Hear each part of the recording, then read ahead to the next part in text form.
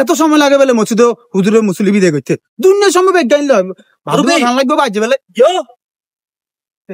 কি কোনে যান হ্যাঁ কোনে যান আয় তোমার যে কইবো না হুজুর দিব নিমেছি না হুজুর নামে কই আর নামাজ খান হড়ে হারান না নেক করে মানে লাদান কি গরু ছুটে গেছে যে মসজিদ লাই কি আই ওই মসজিদে তুন দৌড়ে দৌড়ে আর কিছু দৌড়িয়ে ধরতে মারি না দমকা কারাবো করে রে ভাবে দৌড়ে দৌড়ে বলতো না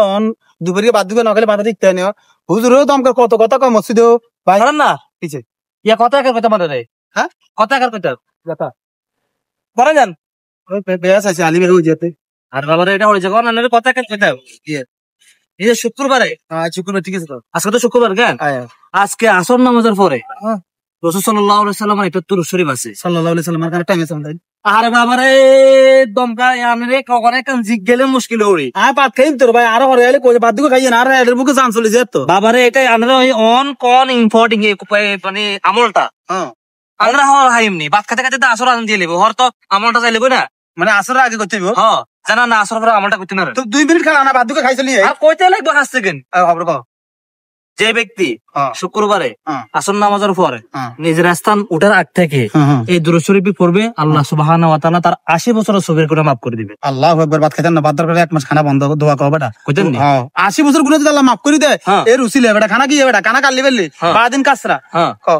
মুখে মুখে কোন আল্লাহুম্মা আর মুখে মুখে কোন না আমি তো আমার মুখে মুখে কোন না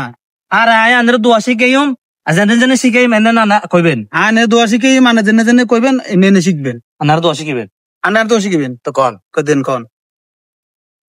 কে কারা আম্মা তো আজান মুশকিল না হয়ে গেছে কে কারা শিখাইবো আনে শিখেন না আপনি তো জানেন শিখাইবেন না শিখেন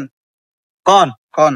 আল্লাহুম্মা আল্লাহুম্মা সাল্লি আলা মুহাম্মাদিন নাবিয়িল উম্মি ওয়া আলা আলিহি ওয়া সাল্লিম তাসলিমা দৈনিক প্রতিদিন শুক্রবার আসর নামাজের পর